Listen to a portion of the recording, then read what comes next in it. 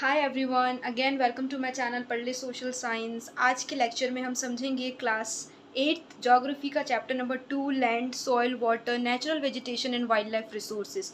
यानी कि इस चैप्टर में हम समझेंगे रिसोर्सेज के बारे में, लैंड रिसोर्स के बारे में समझेंगे, सॉइल के बारे में, वाटर के बारे में, नेचुरल वेजिटेशन के बारे में, यानी जितने भी फॉरेस्ट और जितने भी वेजिटेशन है, जितने भी ट्रीज़ है उनके बारे में समझेंगे, और वाइल्ड लाइफ के बारे में समझेंगे, यानी एनिमल्स के बारे में समझेंगे। ठीक है, तो आज पार्ट 1 में बना रही हूँ और आज के वीडियो में मैं सिर्फ लैंड रिसोर्स और land resource and soil resource को कवर करूंगी, और पार्ट 2 में आपका पूरा चैप्टर कंप्लीट हो जाएगा नेचुरल वेजिटेशन और वाइल्ड लाइफ रिसोर्स से।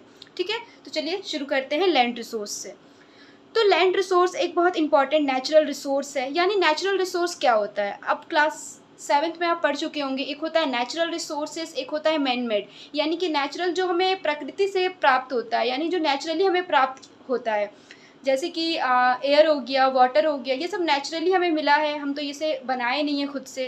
तो यह जो हमें नेचर की तरफ से मिला है उसे कहते हैं नेचुरल रिसोर्स।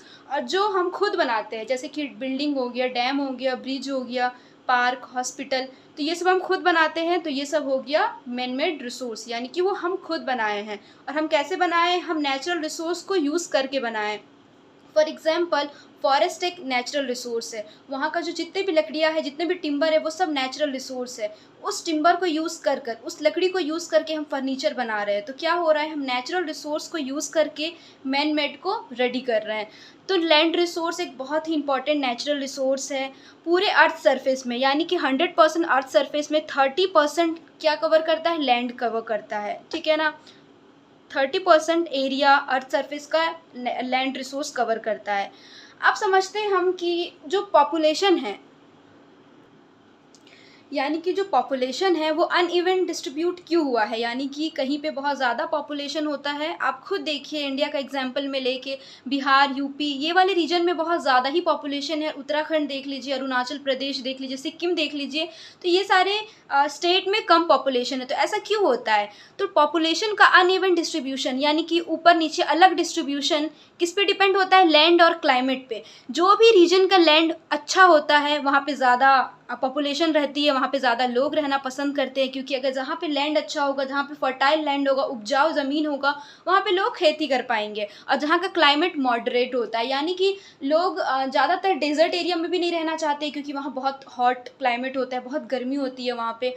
ना ही ज़्यादा लोग आइस एरिया में रहना चाहते हैं, ठंड के रीजन में, जैसे कि जम्मू कश्मीर, लद्दाख, ये वाले रीजन में भी जल्दी लोग नहीं रहना चाहते, क्योंकि यहाँ पे बहुत एक्सट्रीम कोल्ड होता है। तो लोग कहाँ रहना पसंद करेंगे, जहाँ पे मॉडरेट क्लाइमेट होता है। ठीक है ना, जैसे कि बहुत ना ज़्यादा गर्मी होता है, ना ज़्यादा ठंडा होता है, तो वैसे रीजन में लोग रहना पसंद करते हैं। तो पॉपुलेशन का अनइवन डिस्ट्रीब्यूशन लैंड और क्लाइमेट पे डिपेंड करता है। जैसे कि माउंटेनियस रीजन हो, हिली हो, मतलब हिली एरिया हो, या फिर डेजर्ट एरिया हो, पहाड़ वाले रीजन हो, रग्ड एरिया हो, यानी जो उबड़ खबड़ एरिया हो, जो उठा रहता है, प्लेन एरिया ना हो, और जहाँ पे ज़्यादा फॉरेस्ट हो, वहाँ पे लोग ज़्यादा रहना पसंद नहीं करते हैं। फॉरेस्ट में लोग पहले डिपेंड करते थे, इसलिए पहले के लोग ज़्यादा फॉरेस्ट में ही रहते थे। इवन कि पहले के लोग सिर्फ फॉरेस्ट में रहते थे और गुफा में रहते थे। लेकिन मैं अभी की बात कर रही हूँ कि अभी इन सब जगहों पे लोग रहना पसंद नहीं करते। हिली डेजर्ट एरिया में लोग रहना पसंद नहीं करते। क्यों, इसके पीछे रीज़न ये है कि यहाँ पे एग्रीकल्चर पॉसिबल नहीं है। थोड़ा बहुत एग्रीकल्चर हो सकता है, लेकिन ज़्यादा सब्सिस्टेंट एग्रीकल्चर हो जाएगा, लेकिन सरप्लस एग्रीकल्चर नहीं होगा, ज़्यादा एग्रीकल्चर नहीं होगा। थोड़ा बहुत लोग एग्रीकल्चर कर लेते हैं डेजर्ट एरिया में भी। लेकिन जहाँ पे प्लेन एरिया हो, जहाँ पे रिवर वैलीज़ हो, जैसे कि जो गंगा बहती है, जिस रीजन के पास से गंगा बहती है, जैसे कि यूपी हो गया, बिहार हो गया, झारखंड हो गया, इधर वेस्ट बंगाल देख लीजिए, तो ये सब रीजन में कितना पॉपुलेशन होता है। आप खुद देखिए, आप इंडिया के कॉन्टेक्स्ट में देखिए, तो हमारे इंडिया में सबसे ज़्यादा पॉपुलेशन यही वाले रीजन में है। सबसे ज़्यादा पॉपुलेशन यही रीज़न में। क्यों, क्योंकि यहाँ पे रिवर वैली है, यानी कि ऊपर जितना भी हिमालय से रिवर बहती है सब इधर ही जाती है। गंगा हो गया, यमुना हो गया, इधर से ब्रह्मपुत्र, तो बहुत सारा रिवर जो हिमालय से बहते हुए नीचे आती है, तो यहाँ पे एक फर्टाइल लैंड तैयार करती है लोगों के लिए। फर्टाइल लैंड यानी कि उपजाऊ ज़मीन, और लोग वहीं पर रहना पसंद करते हैं जहाँ पे लोगों को पानी का सुविधा हो, और जहाँ पे लोग खेती कर सकते हैं। तो जहाँ पे एग्रीकल्चर हो सकता है, लोग वहाँ पे ज़्यादा रहना पसंद करते हैं। ओके, तो हम समझ सकते हैं कि लैंड हमारे लिए एक बहुत इंपॉर्टेंट नेचुरल रिसोर्स है। तो हम लैंड के कुछ यूजेस समझते हैं। तो सबसे मेन यूज़ आता है, जो आपके ज़बान पे सबसे पहले आना चाहिए, एग्रीकल्चर के लिए। यानी कि एग्रीकल्चर करने के लिए हमें लैंड की ज़रूरत पड़ेगी, खेती करने के लिए, फॉरेस्ट्री के लिए फॉरेस्ट, ठीक है ना, माइनिंग के लिए यानी खुदाई करने के लिए, बिल्डिंग्स रोड्स बनाने के लिए, बिल्डिंग्स बनाने के लिए, हॉस्पिटल बनाने के लिए, मॉल्स बनाने के लिए, जो भी हो हर एक चीज़ हम किस में बनाते हैं, लैंड में, इवन रहने के लिए भी और इंडस्ट्रीज़ बनाने के लिए। तो ये हो गया कुछ लैंड के यूजेस, आप इसको लर्न कर लीजिएगा। तो लैंड दो तरह का होता है मेनली, ठीक है। प्राइवेट लैंड होता है, एक कम्युनिटी लैंड होता है। तो प्राइवेट लैंड क्या होता है, कम्युनिटी लैंड क्या होता है, मैं आपको बताती हूँ। प्राइवेट लैंड यानी कि जैसे कि आप इंडिविजुअल हो या फिर आपके पापा होंगे या फिर आपके दादाजी होंगे, उनका एक प्राइवेट लैंड होगा, मतलब जिस घर पे आप रहते होंगे और भी कुछ ज़मीन होगा आपका। तो उन ज़मीन में उसमें जो ओन होता है, यानी जो मालिक है वो खुद आप है, आपके पेरेंट्स है, तो वो आपका एक प्राइवेट हो गया। उसमें कोई इंटरफेयर नहीं करेगा कि नहीं तुम मुझे थोड़ा सा लैंड दे दो, ऐसा कुछ नहीं, वो आपका प्राइवेट प्रॉपर्टी हो गया। तो प्राइवेट लैंड होता है जो इंडिविजुअल जो ओन करता है, जो मालिक है वो इंडिविजुअल एक खुद होता है। और कम्युनिटी लैंड उन लैंड को कहते हैं जैसे कि जहाँ पे फॉरेस्ट हो गया। तो ये फॉरेस्ट में कोई ऐसा क्लेम नहीं कर सकता कि ये लैंड मेरा है, ये लैंड मेरा है, ये पूरा फॉरेस्ट मेरा है, ऐसा कोई क्लेम नहीं कर सकता। पूरे कम्युनिटी का, यानी पूरे जो, जैसे कि एक फॉरेस्ट है, ठीक है, और फॉरेस्ट के चारों ओर विलेज है, चारों ओर लोग रहते हैं, तो ये फॉरेस्ट में सारे लोग क्लेम करेंगे। ये भी जाएगा अपना अपने जो भी बकरियों को चराने के लिए, ये भी कुछ लोग जाएंगे वहाँ पे, कुछ अगर फॉरेस्ट से कुछ लाना होगा ये भी जाके लकड़ी काट लेगा। तो ये जो कम्युनिटी लैंड है, ये पूरे जितने भी विलेज में लोग हैं सब कहेंगे कि ये मेरा है, कॉमन प्रॉपर्टी रिसोर्स है। तो कम्युनिटी लैंड होता है जहाँ पे कॉमन यूज़ होता है, जैसे कि सारे लोग कहते हैं कि सारे लोगों का ओनरशिप होता है उस लैंड पे, उसे कहते हैं कम्युनिटी लैंड। जैसे कि एग्जांपल में फॉरेस्ट, और प्राइवेट लैंड जो आपका खुद का प्राइवेट का होता है। तो जैसे जैसे पॉपुलेशन बढ़ते जा रहा है, जैसे कि पॉपुलेशन बढ़ते जा रहा है, आप खुद देखिए इंडिया का पॉपुलेशन कितना बढ़ रहा है। तो आप बताइए, अगर आपके आपके घर में टोटल 5 मेंबर है, तो आपका जो डिमांड होगा वो 5 ही लोगों का होगा। लेकिन धीरे धीरे आपके घर में 10 मेंबर हो जाएगा, तो डिमांड और बढ़ जाएगा कि हाँ और फर्नीचर बनाओ, और बेड बनाओ, और सोफ़ा बनाओ, और भी बहुत सारे डिमांड बढ़ जाते हैं। जैसे कि और एक छोटे से घर में आप लोग रहते हैं, लेकिन जैसे आप लोग का फैमिली बढ़ गया, वैसे आप लोग का ऐसा डिमांड होने लगा कि नहीं एक और चलो घर बनाते हैं, तो लैंड चाहिए। तो इस तरह से जैसे जैसे डिमांड बढ़ रहा है वैसे वैसे लैंड नीचे हो रहा है, डिक्रीज हो रहा है, डिमांड्स इंक्रीज हो रहा है, लैंड डिक्रीज हो रहा है। क्यों? क्योंकि लोग, जितना पॉपुलेशन बढ़ रहा है उतने लोग बिल्डिंग्स बना रहे हैं, एग्रीकल्चर हो रहा है। जैसे कि पहले इंडिया में कम लोग रहते थे तो कम एग्रीकल्चर में काम चल जाता था, लेकिन इंडिया में पॉपुलेशन अभी बहुत ज़्यादा है, तो हमें ज़्यादा अनाज की ज़रूरत है, तो हम ज़्यादा खेती करते हैं, तो एग्रीकल्चर लैंड ज़्यादा बढ़ते जा रहा है, बिल्डिंग्स बना रहे हैं हम। तो जैसे जैसे पॉपुलेशन बढ़ रहा है वैसे वैसे हमारे लैंड धीरे धीरे घटते जा रहा है, ठीक है। तो लैंड जो डिग्रेड हो रहा है, यानी लैंड जो ख़राब हो रहा है, जैसे कि हम देख रहे हैं कि लैंड धीरे धीरे कम हो रहा है, उसका रीज़न क्या है? तो उसके कुछ बेसिक से रीज़न है, जैसे कि लैंड डिग्रेडेशन। लैंड डिग्रेडेशन क्या होता है? यानी कि कोई एक लैंड है, ठीक है, यहाँ पे पहले लोग खेती करते थे, लेकिन इसका फर्टिलिटी जो है, मतलब फर्टिलिटी यानी कि जहाँ पे खेती पॉसिबल है, जहाँ पे फर्टाइल लैंड होता है उसे फर्टिलिटी, ठीक है, कहते हैं सॉइल फर्टिलिटी। तो यहाँ पे लोग पहले खेती करते थे, ठीक है ना, लेकिन बाद में क्या हुआ, इसका जो फर्टिलिटी है वो बिल्कुल कम हो गया, यानी कि खत्म हो गया, तो यहाँ पे लोग खेती नहीं कर सकते, तो ये लैंड वेस्ट हो गया, इसे कहते हैं लैंड डिग्रेडेशन। इसके बहुत सारे फैक्टर्स होते हैं, आप अपने सीनियर क्लास में पढ़ेंगे। कुछ सॉइल इरोजन होता है, सॉइल इरोजन की वजह से भी लैंड खराब होता है। जैसे कि ये लैंड है, ठीक है, जैसे कि बहुत ज़्यादा सपोज करिए फॉर एग्जांपल बहुत ज़्यादा हाई फ्लड आ गया, ठीक है, हाई फ्लड आ जाता है, या फिर बहुत आंधी तूफान आ गया, या फिर अर्थक्वेक आ जाता है, तो क्या होता है, या फिर एयर ही बहुत ज़्यादा, जो विंड है उसका ब्लो बहुत फास्ट हो जाता है, विंड ब्लोइंग। तो क्या होता है, जैसे जैसे जैसे बाढ़ आ गया, तो बाढ़ क्या आएगा, तो ये ज़मीन को ख़राब कर देगा। बाढ़ अगर आएगा तो ये ज़मीन को ख़राब कर देगा, या फिर बहुत तेज़ हवा चलेगी तो क्या होगा, ये ज़मीन को ख़राब कर देगा। सॉइल इरोजन इसी को कहते हैं। सॉइल इरोजन इसको, जैसे कि यहाँ पे जैसे कि सॉइल हो, ठीक है, यहाँ पे सॉइल है, ये लैंड है, और यहाँ पे सॉइल है, यहाँ से पानी आ रहा है, बहुत तेज़ी से बहाव आ रहा है, तो ये क्या करेगा, यहाँ का जो सॉइल है इसे बहा के ले जाएगा नीचे, तो ये क्या करेगा, यहाँ का जो सॉइल है उसे बहा के इसे हटा देगा, तो ये जो लैंड है वो बिल्कुल ख़राब हो जाएगा, क्योंकि जो सॉइल है ऊपर का जो फर्टाइल सॉइल है वो तो बह के चला गया, तो यहाँ पे एग्रीकल्चर कर सकते हैं, नहीं कर सकते, तो ये लैंड पूरी तरह से ख़राब हो गया। तो एक होता है लैंड डिग्रेडेशन, एक सॉइल इरोजन, और थर्ड रीज़न है बिकॉज ऑफ कंस्ट्रक्शन। हम कंस्ट्रक्ट कर देते हैं, रोड बना देते हैं, या फिर हम माइनिंग करते हैं, उस वजह से भी लैंड ख़राब होता है, लैंड को यूज़ नहीं कर सकते। और लैंड स्लाइड्स होती है। लैंड स्लाइड्स क्या होता है, यानी कि जो ज़मीन है वो धंस जाता है। जैसे कभी कभी आप देखते होंगे कुछ फिजिकल फैक्टर की वजह से जो यहाँ का ज़मीन है वो धंस जाता है, तो इससे भी लैंड ख़राब हो जाता है, ठीक है ना। तो ये कुछ रीज़न है, लैंड डिग्रेडेशन, सॉइल इरोजन और बिकॉज ऑफ कंस्ट्रक्शन। तो ये कुछ रीज़न है। लैंड के यूजेस आप समझ लीजिएगा। और दो तरह का लैंड होता है, प्राइवेट लैंड और कम्युनिटी लैंड। तो अब तक हम लैंड रिसोर्सेज समझ चुके हैं, लैंड के क्या क्या यूजेस है वो समझ चुके हैं, और ज़मीन कितने तरह के ज़मीन होते हैं और किस तरह से लैंड ख़राब होता है, हम इस चीज़ को भी समझ चुके हैं। अब हम समझेंगे लैंड को कैसे हम कंजर्व करें, यानी जो लैंड हमारे लिए एक बहुत इंपॉर्टेंट नेचुरल रिसोर्स है उसे हम कैसे बचाएं, उसे ख़राब होने से कैसे हम बचाएं। तो लैंड रिसोर्स धीरे धीरे डिक्लाइन होते जा रहा है, ठीक है ना। तो हमें इसे धीरे कैसे भी करके हमें इसे ख़त्म करना होगा। अगर लैंड ही चला जाएगा तो हम एग्रीकल्चर किस पे करेंगे, फॉरेस्ट नहीं होगा, वाइल्ड लाइफ नहीं होगा। अगर फॉरेस्ट नहीं होगा तो बहुत सारे मुश्किल आ जाएगी आगे चल के, ठीक है। तो लैंड को कंजर्व करने के लिए, यानी कि लैंड को बचाने के लिए बहुत सारे टेक्निक्स हैं हमारे पास। तो पहला है एफोरेस्टेशन। एफोरेस्टेशन मतलब होता है ज़्यादा से ज़्यादा पेड़ लगाओ। देखो, डिफॉरेस्टेशन मतलब होता है large number of cutting trees. अगर हम फॉरेस्ट में बहुत कटिंग करेंगे तो वो हो गया डिफॉरेस्टेशन, लेकिन अगर हम बहुत सारे ट्रीज लगाएंगे तो उसे हम कहते हैं एफोरेस्टेशन। तो एफोरेस्टेशन भी हम लैंड को बचा सकते हैं। कैसे बचा सकते हैं, देखिए, अगर आप बहुत सारा पेड़ लगा देंगे, जैसे ये जंगल है, ठीक है, तो अगर आप बहुत सारा पेड़ लगा देंगे, एक मिनट,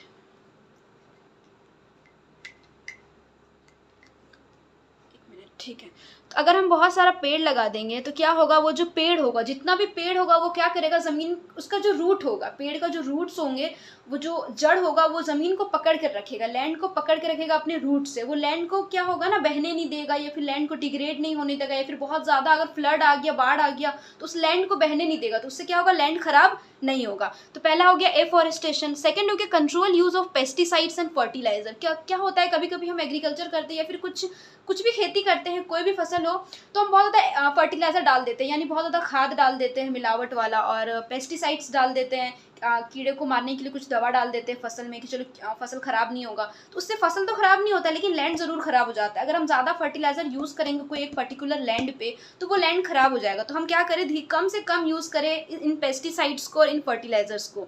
थर्ड हो गया चेक ओवरग्रेजिंग। ओवरग्रेजिंग यानी कि बहुत सारे लोग होते हैं वो अपने जानवरों को चरवाने के लिए ले जाते हैं फॉरेस्ट, और इतना ज़्यादा ग्रेजिंग करवा देते हैं। जो उनके जानवर होते हैं वो इतना ज़्यादा, जितने भी वेजिटेशन होता है लैंड में, जितना भी छोटा छोटा ट्री होता है, जो भी होता है, हर्ब श्रब्स, वो क्या होता है ना, सारा ग्रेज कर लेता है। कौन, वो जो जितने भी एनिमल्स होते हैं वो सब ग्रेज कर लेता है, सब खा जाता है। तो उससे क्या होता है, जब कभी बाढ़ आता है तो लैंड पूरा बह के चल जाता है। तो हमें क्या करना है, ओवर ग्रेजिंग को कम करना है, यानी कम से कम जानवरों को मतलब कोशिश करना है कि ऐसा ना हो कि एक टाइम पे आए कि जितने भी जानवर है वो सारा कुछ खा गए और पूरा ही फॉरेस्ट खाली कर दिया। ऐसा भी नहीं होना चाहिए। तो उसे भी कम करना है। हमें अपने माइनिंग को कम करना है, कंट्रोल करना है। जैसे हम बहुत ज़्यादा माइनिंग करते हैं, कहीं भी माइनिंग करने लगते हैं, यानी गड्ढा करने लगते हैं मिनरल को जानने के लिए कि हाँ कौन सा मिनरल वहाँ पे है, तो ये भी कभी कभी लैंड के लिए बहुत ज़्यादा गलत साबित होता है। तो हमें माइनिंग को भी कंट्रोल करना है, और हमें नए से नए लैंड बनाना है। नए लैंड क्रिएट, न्यू लैंड कैसे करेंगे हम, कहीं पे जैसे फॉरेस्ट हो, ठीक है, फॉरेस्ट नहीं, जैसे कि कहीं पे फर्टाइल सॉइल नहीं हो, फर्टाइल सॉइल नहीं है, वो यूज़ एक ज़मीन है, वो वहाँ पे कुछ यूजेस नहीं होता है, वो एकदम मतलब नो यूज़ वाला ज़मीन है, तो उसको हम क्या करेंगे, उसको हम यूज़ करेंगे, तो हम न्यू लैंड क्रिएट कर रहे हैं। तो इस तरह से, ठीक है ना। तो यानी कि मेरा कहने का ये मतलब कि लैंड रिसोर्स हमारे लिए एक बहुत इंपॉर्टेंट रिसोर्स है और हमें उसे बचाना है। तो ज़्यादा से ज़्यादा पेड़ लगाइए, पेड़ लगाइएगा तो और अच्छा होगा। ओवर ग्रेजिंग को कम करिए, माइनिंग हम लोग कम करेंगे, तो इन सब चीज़ों से जो लैंड है वो कंजर्व हो सकता है। अब हम पढ़ेंगे सॉइल रिसोर्स के बारे में। लैंड रिसोर्स हम कंप्लीट कर चुके हैं। Now we will move to soil resource, sorry, now we will move to soil resource. तो चलिए, सॉइल हमारे लिए second most important natural resource है। क्यों, अगर सॉइल नहीं होगा तो खेती किस पे करेंगे हम, ठीक है, सिंपल, सॉइल नहीं होगा तो खेती किस पे करेंगे। सबसे पहले हम समझते हैं कि सॉइल बनता कैसा है। सॉइल ऐसा थोड़ी है कि 2 दिन में ही सॉइल बना देंगे हम, बिल्कुल नहीं, हरगिज़ नहीं। सॉइल को बनने में 100 से भी ज़्यादा साल लग जाते हैं, बहुत टाइम कंज्यूमिंग होता है, बहुत टाइम लगता है सॉइल को बनाने में, ठीक है। इसीलिए हमें सॉइल को ज़्यादा से ज़्यादा ख़राब नहीं करना चाहिए, क्योंकि अगर सॉइल ख़त्म हो जाएगा तो हम एग्रीकल्चर कैसे करेंगे, खेती कैसे करेंगे, पेड़ कैसे लगाएंगे, फॉरेस्ट ख़त्म हो जाएगा अगर सॉइल नहीं होगा तो सॉइल कैसे बनता है। सॉइल क्या है, ऑर्गेनिक मैटर्स और मिनरल और रॉक, यानी बहुत सारे ऑर्गेनिक मैटर्स, जैसे कि ह्यूमस हो गया। अब ह्यूमस क्या होता है मैं आपको बताती हूँ। देखिए, ह्यूमस होता है जो डेड प्लांट्स होते हैं, जो कुछ प्लांट्स होते हैं जो डेड हो जाते हैं, जो मर जाते हैं, और जो एनिमल्स, स्मॉल ऑर्गेनिजम्स होते हैं, एनिमल्स नहीं बोलिए, डेड प्लांट्स और स्मॉल ऑर्गेनिज्म से क्या होता है, ह्यूमस बनता है। जैसे कि जब वो दोनों डेड हो जाता है तो वो मिट्टी के अंदर डिकम्पोज हो जाता है, ठीक है ना, ज़मीन के अंदर चल जाता है, उसके बाद वो डिकम्पोज हो जाता है और वो क्या बन जाता है, ह्यूमस बन जाता है, तो उसे कहते हैं ह्यूमस। तो ऑर्गेनिक मैटर, मिनरल और रॉक से मिलकर बनता है सॉइल। जैसे कि सैंड हो गया, सॉइल में कुछ होते हैं, जैसे सैंड हो गया, ठीक है, जैसे समझाती हूँ मैं आपको। ये पूरा डायग्राम अपने माइंड में डाल लीजिए, मैं रफ डायग्राम बनाई हूँ। तो ये सॉइल का पूरा स्ट्रक्चर है, सॉइल का प्रोफाइल है पूरा। तो सबसे ऊपर के सॉइल को, जैसे कि यहाँ फॉरेस्ट है हम लोग का, यहाँ पे पेड़ लगाई हूँ मैं, ठीक है ना, ये मैंगो ट्री है, ये नीम ट्री है, ठीक है, ये पेड़ लगाई हूँ मैं। तो जो सबसे सरफेस पे जो टॉप सॉइल होता है, यानी जो सबसे सरफेस पे ज़मीन पे जिस पे आप पैर रखते हो, उसे टॉप सॉइल कहते हैं। सबसे पहले याद रखिए टॉप सॉइल, ठीक है। उसके बाद सेकंड होता है सब सॉइल, जैसे कि जहाँ पे सैंड होता है, ठीक है ना, सिल्ट होता है सब सॉइल में, ये एग्जाम्पल हो गया।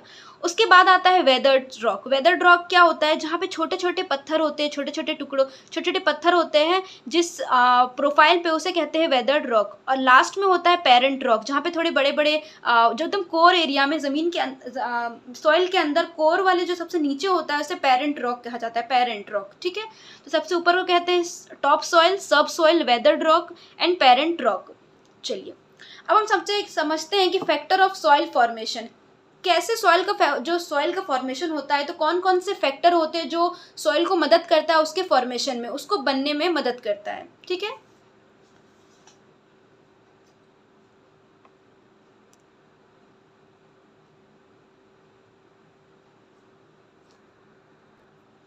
तो सबसे पहले हो गया पेरेंट रॉक, जो भी हम पेरेंट रॉक समझ चुके हैं।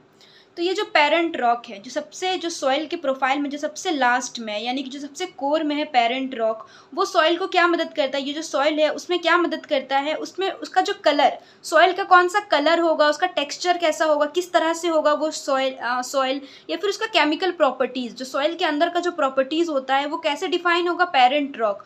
ये जो कलर और टेक्सचर और केमिकल प्रॉपर्टीज़ पेरेंट रॉक की वजह से सॉइल को मिलता है। सेकेंड क्लाइमेट, क्लाइमेट पे भी डिपेंड होता है, क्लाइमेट, टेम्परेचर या फिर रेनफॉल।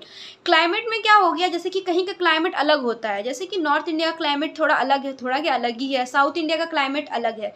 तो नॉर्थ इंडिया में आपको अलग टाइप के सॉइल मिलेंगे, जैसे अलूवियल सॉइल मिलेंगे, उसके बाद और भी बहुत टाइप के सॉइल मिलेंगे, और साउथ इंडिया में आपको अलग तरह के सॉइल मिलेंगे, ठीक है ना, जैसे कि ब्लैक सॉइल मिल जाएगा आपको। तो जब टेम्परेचर अलग है, जैसे कि नॉर्थ इंडिया का क्लाइमेट अलग है, टेम्परेचर अलग है, रेनफॉल अलग होता है, साउथ इंडिया में अलग रेनफॉल होता है, तो उस पर भी डिपेंड करता है कि सॉइल कैसा फॉर्मेशन होगा, ठीक है। थर्ड है टाइम। टाइम, जितना जिसका टाइम है, जैसे कि एक सॉइल को बनने में अगर 500 साल लग गया, तो उसका वो थोड़ा थिकनेस उसका ज़्यादा होगा, ठीक है ना, यानी 50 साल लग गया कोई सॉइल को बनने में, और कोई सॉइल को बनने में लग गया 100 साल, ठीक है।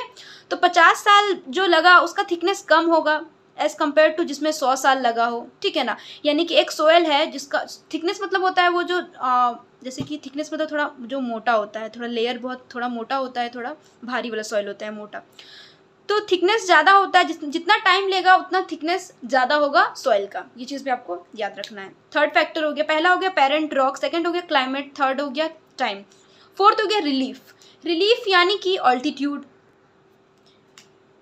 Altitude determines accumulation of soil, जैसे कि जैसे ये स्लोप है, तो यहाँ पे कुछ सॉइल है, ठीक है ना, और यहाँ पे कुछ सॉइल है, तो ऊपर में ऑल्टीट्यूड मतलब ये जो चढ़ाई होता है ऊपर, तो यहाँ पे सॉइल ज़्यादा नहीं होगा, क्योंकि यहाँ से जो पानी बह के आएगा वो सब सॉइल को नीचे कर देगा।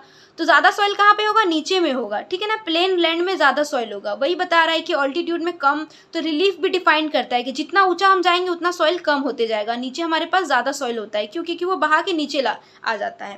थर्ड है माइक्रो ऑर्गेनिज्म, जैसे कि ह्यूमस का फॉर्मेशन। अभी हम समझ चुके हैं ह्यूमस क्या होता है, जो डेड प्लांट्स और ऑर्गेनिजम्स होते हैं वो डिकम्पोज होकर ह्यूमस फॉर्म हो जाता है। तो माइक्रो ऑर्गेनिज्म की वजह से भी सॉइल का फॉर्मेशन होता है। तो parent rock, climate, time, relief, micro organisms, ये सब कुछ फैक्टर्स है जो सॉइल के फॉर्मेशन में उसका मदद करता है। तो सॉइल कैसे डिग्रेड होता है, यानी सॉइल कैसे ख़राब होता है, इसके भी वही सेम रीज़न है। सॉइल और लैंड लगभग आपको सेम ही, अगर आपको लैंड समझ में आ गया तो सॉइल भी आपको इजी लगेगा। सॉइल इरोजन, सॉइल इरोजन मैं आपको बता चुकी हूँ, जैसे कि विंड की वजह से, ठीक है ना, बहुत तेज़ हवा की वजह से, पानी की वजह से क्या होता है, जो ऊपर जो फर्टाइल सॉइल होता है वो बह के चला जाता है, तो वो हो गया सॉइल इरोजन, उससे सॉइल ख़राब हो जाता है, ठीक है ना। डिफॉरेस्टेशन करते हैं, बहुत पेड़ अगर काट देंगे, अगर कोई ठीक है ना, फॉरेस्ट है और बहुत सारा पेड़ है, उसको हम काट दिए अगर, तो वहाँ का जो लैंड जो सॉइल है वो तो पूरा बह जाएगा, क्योंकि अगर पेड़ था तो पेड़ का जो जड़ था वो उस सॉइल को पकड़ के रखा था। तो अगर हम पेड़ ही काट देंगे तो सॉइल बह जाएगा। ओवर ग्रेजिंग करवाते हैं हम, इसकी वजह से भी सॉइल खराब होता है। फ्लड आ गया तो सॉइल खराब हो जाता है, फ्लड सब बहा के ले जाएगा जो फर्टिलिटी होता है ऊपर का, ठीक है ना। लैंडस्लाइड्स वही हम जो आपको मैं बता चुकी हूँ। ओवर यूज़ फर्टिलाइजर्स सबका सेम है, लैंड का भी लगभग सेम है और सॉइल का भी लगभग सेम है। अगर हम बहुत ज़्यादा फर्टिलाइजर यूज़ करेंगे अपने एग्रीकल्चर में या फिर अपने खेत में बहुत ज़्यादा फर्टिलाइजर यूज़ करेंगे, लैंड में बहुत ज़्यादा फर्टिलाइजर यूज़ करेंगे, तो उसका जो सॉइल होगा वो बिल्कुल ख़राब हो जाएगा और उसका जो फर्टिलिटी जो सॉइल का फर्टिलिटी है वो पूरी तरह से डिक्लाइन कर जाएगा। तो ये है सॉइल के कुछ डिग्रेडेशन होने के कारण। अब हम कुछ समझेंगे मेथड, जैसे कि हम लैंड रिसोर्स को कंजर्व करने का मेथड समझे थे, एफोरेस्टेशन समझे थे, ओवरग्रेजिंग कम करो। तो अब हम समझेंगे कि कुछ मेथड, कुछ टेक्निक जिससे हम सॉइल को डिग्रेड होने से कम कर सकते हैं। तो सबसे पहले है मल्चिंग, मेरे साथ बोलिए आप। Mulching, contour barrier, rock dam, terrace farming, intercropping, contour flowing, shelter belts, ये 1 2 3 4 5 6 7 ये सातों आपको याद कर लेना है। चलिए अब हम सॉइल को कंजर्व करने का 7 मेथड समझेंगे। सबसे पहले है मल्चिंग। मल्चिंग क्या होता है आप समझिए। मल्चिंग यानी कि जो सॉइल है उसे हम कवर कर देते हैं। जैसे कि ये पेड़ है, पेड़ के सामने जितना भी सॉइल है इसको हम कवर कर देंगे। कैसे? ऑर्गेनिक मैटर की वजह से, जैसे कि स्ट्रॉ हो गया, जैसे कुछ घास फूस हो गया। उससे क्या होगा कि हम क्या करेंगे, उसको वहाँ पे रख देंगे, जितने भी ऑर्गेनिक मैटर्स होगा। देखिए समझिए, जैसे कि सबसे पहले ये समझिए कि मल्चिंग में ये है कि हम पेड़ के चारों ओर क्या करेंगे, ऑर्गेनिक मैटर से वहाँ पे उसको रख देंगे, ठीक है। तो उससे जो वो सॉइल है, जैसे यहाँ पे जो सॉइल है, इस सॉइल का जो मॉइस्चर होगा वो इवापोरेट होके नहीं उड़ जाएगा। जैसे कि जो सॉइल में मॉइस्चर होता है वो सूखेगा नहीं सनलाइट की वजह से भी, वो इवापोरेट होके नहीं, मतलब वो इवापोरेट होके ऊपर नहीं चला जाएगा। उससे क्या होगा कि जो सॉइल में जो मॉइस्चर है वो बना रहेगा और हमें पानी की भी ज़्यादा ज़रूरत नहीं पड़ेगा। अगर सॉइल में मॉइस्चर है तो पानी की ज़रूरत नहीं पड़ेगा। उससे भी क्या होगा, और अगर हवा भी आया, अगर देखिए जैसे कि पानी आया, ठीक है, जैसे कि बारिश हुई अगर, तो ये क्या होगा, जो इतना भी हम यहाँ ऑर्गेनिक मैटर्स रखे हैं वो बह के जाएगा, सॉइल तो बह के जाएगा नहीं। तो इससे हम सॉइल को कंजर्व कर सकते हैं। पहला ये मेथड है कि अगर बारिश, बहुत तेज़ बारिश, फ्लड आ गया, तो ऊपर का जो ये रखे हैं हम ऑर्गेनिक मैटर, जो यहाँ पे हम रख दिए हैं, वो बह के चला जाएगा, सॉइल बह के नहीं जाएगा। इससे क्या होगा, सॉइल कंजर्व हो जाएगा। सेकंड है काउंटर बैरियर, यानी कि हम बैरियर्स बना देंगे। जैसे कि छोटे छोटे स्टोन या फिर ग्रासेस या फिर सॉइल को यूज़ करके हम एक बैरियर बना देंगे, यानी एक रुकावट बना देंगे। जैसे रुकावट, क्या हो गया मेरे पेन को। सबसे पहले देखिए, जैसे कि अगर बारिश, ठीक है ना, अगर फ्लड आ गया, जैसे कि अगर फ्लड आ गया, इधर से फ्लड आ रहा है, ठीक है, तो यहाँ पे जो छोटे छोटे स्टोन्स है, जैसे यहाँ हम फसल लगाएं, एग्रीकल्चर किए हैं, तो यहाँ पे जो छोटे छोटे स्टोन्स है वो फ्लड को इधर आने नहीं देंगे, ठीक है ना। या फिर अगर ऊपर से बारिश हो गई, ठीक है, फ्लड नहीं चली, बारिश हो जाती है। अगर बारिश हो गई तो देखिए, अगर यहाँ पे बारिश हुआ तो यहाँ पे बारिश हुआ तो ये जो छोटे छोटे स्टोन्स है वो इसको प्रोटेक्ट कर लेगा, इधर आने नहीं देगा, ये वाले फसल में आने नहीं देगा। तो इससे भी ये भी फायदा हुआ, ठीक है ना। ये बह के इधर आने नहीं देगा, तो इससे क्या होगा, ये जो एग्रीकल्चर वाला लैंड है, ये है वो क्या हो जाएगा, प्रोटेक्ट हो जाएगा। इसका कहने का सिंपल मतलब ये है कि, सिंपली मैं आपको बताती हूँ, बहुत कॉम्प्लिकेटेड हो जाता है छोटी छोटी चीज़ें। ये खेत है, ठीक है, यहाँ पे मैं खेती की हूँ, तो अगर यहाँ से फ्लड आ रहा है, ठीक है, तो अगर मैं यहाँ पे छोटे छोटे स्ट्रॉ, स्टोन्स, ये सब यूज़ करके अगर मैं बैरियर बना दूँ यहाँ पे, एक प्रोटेक्ट करने के लिए एक दीवार, एक बैरियर की तरह, तो ये क्या होगा, यहाँ का जो पानी है वो इधर आने नहीं देगा, तो क्या होगा, सॉइल खराब नहीं होगा। थर्ड है रॉक डैम। रॉक डैम, सबसे पहले देखिए, डैम को जो कंस्ट्रक्ट करते हैं वो, उसका मेन रीज़न यही है कि जो स्ट्रीम होता है, जो पानी का बहाव होता है, इससे आप ये समझिए कि जितना ऊपर से पानी आएगा, अगर माउंटेन है यहाँ पे, ठीक है, अगर माउंटेन है और ये लैंड है, तो अगर माउंटेन से पानी आ रहा है तो ये बहुत तेज़ी से आएगा, नीचे आते आते आते आते उसका स्ट्रीम कम हो जाएगा। तो ये पहले पूरा तेज़ी से आएगा, नीचे आते आते उसका स्ट्रीम कम हो जाएगा, ठीक है। तो जो पानी जो बहता है शुरू में, उसका स्ट्रीम बहुत ज़्यादा होता है, ठीक है।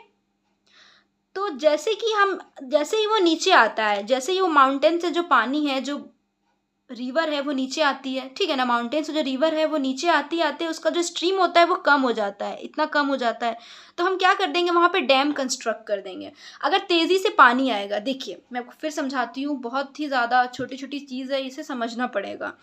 जैसे कि ये माउंटेन है, ठीक है, यहाँ पे लैंड है, तो यहाँ से बहुत तेज़ी से पानी आए, तेज़ी से आ रहा है आ रहा है आ रहा है, तो अगर हम यहाँ पे एक डैम कंस्ट्रक्ट कर देंगे और यहाँ पे पानी कुछ रोक लेंगे और कुछ जाने देंगे, तो उसका जो स्ट्रीम होगा वो कम हो जाएगा, और कम स्ट्रीम हो जाएगा तो यहाँ का जो भी सॉइल है वो ख़राब नहीं होगा, यानी कि बाढ़ नहीं आएगा। सिंपल बात यही है कि बाढ़ नहीं आएगा। हम उसके स्ट्रीम को कम कर देंगे, उसका जो चौड़ाई है, जो पानी बहता है, ये जो स्ट्रीम है, जैसे यहाँ पानी बह रहा है इसे स्ट्रीम कहते हैं, ठीक है। तो ये जो चौड़ाई अगर हम कम कर देंगे तो इससे क्या होगा, बाढ़ नहीं आएगा। तो थर्ड ये है, हम क्या करेंगे, डैम्स, बहुत सारे डैम्स बना देंगे जिससे कि पानी ज़्यादा स्पीड से नहीं बहेगा और सॉइल इससे सॉइल को कोई हार्म नहीं होगा। फोर्थ है इंटरक्रॉपिंग करके भी हम सॉइल को कंजर्व कर सकते हैं, यानी कि एक बड़ा सा फील्ड है, वहाँ पे हम यहाँ पे कुछ अलग क्रॉप लगा सकते हैं। ऐसा नहीं कि ये क्रॉप को, ये सॉइल को हम छोड़ सकते हैं, तो इंटरक्रॉपिंग कर सकते हैं, अलग अलग तरह के क्रॉप को हम लगा सकते हैं एक फील्ड में, जिससे क्या होगा, इससे भी हमारा सॉइल क्या है, प्रोटेक्ट रहेगा, सॉइल बहुत कंजर्व रहेगा। फिफ्थ है टेरेस फार्मिंग। अब टेरेस फार्मिंग क्या होता है, बहुत सिंपल चीज़ है। माउंटेन में जो फार्मिंग होता है उसे टेरेस फार्मिंग कहते हैं। जो हिली रीजन में जो फार्मिंग होता है, जैसे कि उत्तराखंड तरफ जो फार्मिंग होता है उसे हम टेरेस फार्मिंग कहते हैं। जैसे कि ये माउंटेन है, ठीक है, तो ये माउंटेन है, अगर हम यहाँ पे फार्मिंग करेंगे, अब समझिए अगर मैं इस तरफ फार्मिंग करूँगी तो जो पानी है वो बहा के सब ले जाएगा, एग्रीकल्चर को पूरा ही ले जाएगा बहा के। लेकिन अगर हम ऐसे बना देंगे सीढ़ी की तरह, ऐसे ऐसे कर देंगे, अगर हम सॉइल क्या करेंगे, स्लोप्स जो होता है, जो ये स्लोप है, ये जिसको स्लोप कहते हैं, इसको कटिंग करके अगर हम ऐसे ऐसे बना देंगे और यहाँ पे खेती करेंगे तो ये पानी को ये जो फार्मिंग है उसको बहा नहीं पाएगा। जो पानी अगर तेज़ी से जो आएगा ऊपर से माउंटेन से, ठीक है ना, वो क्या होगा कि जो सॉइल इरोजन नहीं होगा। सॉइल इरोजन मैं आपको बता चुकी हूँ, जो पानी ऊपर का जो सॉइल बह जाता है उसे सॉइल इरोजन कहते हैं। तो अगर इस तरफ फार्मिंग करूँगी तो सॉइल इरोड हो जाएगा, और इस तरफ फार्मिंग करूँगी तो नहीं होगा, क्योंकि इस तरह से यहाँ हम एक क्या किए, सीढ़ी की तरह बना चुके हैं। इससे पानी बहेगा नहीं और फार्मिंग भी हो जाएगा और लोग भी रह सकते हैं और सॉइल भी कंजर्व रहेगा। 6 है कॉन्ट्रप्लोइंग सबसे आसान है। एक माउंटेन है जैसे कि, ठीक है ना, और अगर आप यहाँ ग्रो करोगे तो बहा के ले जाएगा, अगर आप यहाँ ग्रो करोगे तो बहा के ले जाएगा। तो क्या करना है, इसके चारों ओर ग्रो कर देना है, ऐसे गोल। समझिए इसको, जैसे कि ये पेन है, ये समझिए कि ये है आपका, देखिए जैसे कि ये क्या आपसे समझाती हूँ, जैसे ये माउंटेन है, ठीक है, ये माउंटेन है, समझिए ये माउंटेन है, जैसे ये माउंटेन है, तो अगर मैं यहाँ पे लगाऊंगी, ऐसे समझिए माउंटेन, अगर मैं यहाँ पे क्रॉप लगाऊँ, अगर यहाँ पे मैं एग्रीकल्चर करूँ तो ये बह के चला जाएगा, ठीक है ना, ऐसे होता है। ये पेन से नहीं हो पा रहा, पर ऐसे समझिए ऐसे। लेकिन मैं चारों ओर अगर लगाऊं तो पानी इधर बहेगा, इधर तो आएगा नहीं, क्योंकि इधर ही ज़्यादा ऐसे बहाव, स्लोप बना हुआ है, इधर स्लोप नहीं है, स्लोप ज़्यादा इधर बना हुआ है। तो इससे क्या होगा, हम चारों तरफ फार्मिंग कर देंगे, कॉन्ट्रप्लोइंग करेंगे, तो इससे क्या होगा कि जो सॉइल है वो बिल्कुल ख़राब नहीं होगा। 6th ये मेथड है, ठीक है ना, हम चारों ऑल साइड लगा देंगे। 7 है शेल्टर बेल्ट, ये तो और भी आसान है। शेल्टर बेल्ट, यानी कि शेल्टर बेल्ट जैसे कोस्टल और ड्राई रीजन में हम ये कर सकते हैं, वहाँ पे बहुत ज़्यादा ही तेज़ी से हवा, ठीक है ना, हवा भी बहुत तेज़ी से, जैसे ड्राई रीजन में बहुत ज़्यादा विंड होता है, बहुत ज़्यादा हवा चलता है ड्राई रीजन में, ठीक है, हवा बहुत ज़्यादा बहती है ड्राई रीजन में। और कोस्टल रीजन में क्या होता है कि फ्लड का डर रहता है। तो जैसे कि ये फील्ड है, ठीक है, ये फील्ड है और यहाँ पे ये एक बड़ा सा एक नदी है, ठीक है, तो अगर नदी में कभी बाढ़ आ गया तो ये इधर आएगा, तो ये पेड़ क्या होगा, ये पेड़ क्या होगा, यहाँ पे सब चारों ओर पेड़ लगा देंगे, जो फील्ड है उसके चारों ओर पेड़ लगा देंगे, तो वो पेड़ क्या करेगा, सॉइल को अपने रूट से एकदम पकड़ के रखेगा। उससे क्या होगा कि जो सॉइल है वो बहेगा नहीं, तो चाहे कि फ्लड आ जाए या फिर आंधी तूफान आ जाए, कुछ भी हो जाए, जो सॉइल है वो बहेगा नहीं, ठीक है। तो हम बेल्ट बना देंगे, चारों तरफ से बेल्ट बना देंगे, जिससे कि जो फील्ड है मेरा वो बिल्कुल सुरक्षित रहे। तो पहला है मल्चिंग, जैसे मल्चिंग में हम समझ चुके हैं कि, ठीक है ना। सेकंड है counter barrier, rock dam, terrace farming, intercropping, contour ploughing and shelter belts. ये 7 टेक्निक है जिससे कि हम सॉइल को कंजर्व कर सकते हैं। सो इतना ही आज के लिए। थोड़ा ज़्यादा हो गया कॉम्प्लिकेटेड, लेकिन आप 2 बार वीडियो देखिए, एक बार में आपको समझ में नहीं आए तो आप दोबारा फिर देखिए, आपको समझ में आ जाएगा इजी कॉन्सेप्ट से। और हाँ, बहुत इंपॉर्टेंट है कि ये आप बस वीडियो देखकर एग्जाम पे मत जाइएगा, आप वीडियो देखने के साथ साथ अपने एनसीईआरटीज को एक बार रीड कर लीजिए, वो आपके लिए बहुत अच्छा होगा। एंड मैं आपको नोट्स प्रोवाइड कर दूंगी। And thank you so much. अगर आपको वीडियो अच्छा लगे तो please do like, subscribe my channel and share with your classmates, और ज़्यादा से ज़्यादा शेयर करिए और सपोर्ट करिए। जय हिंद।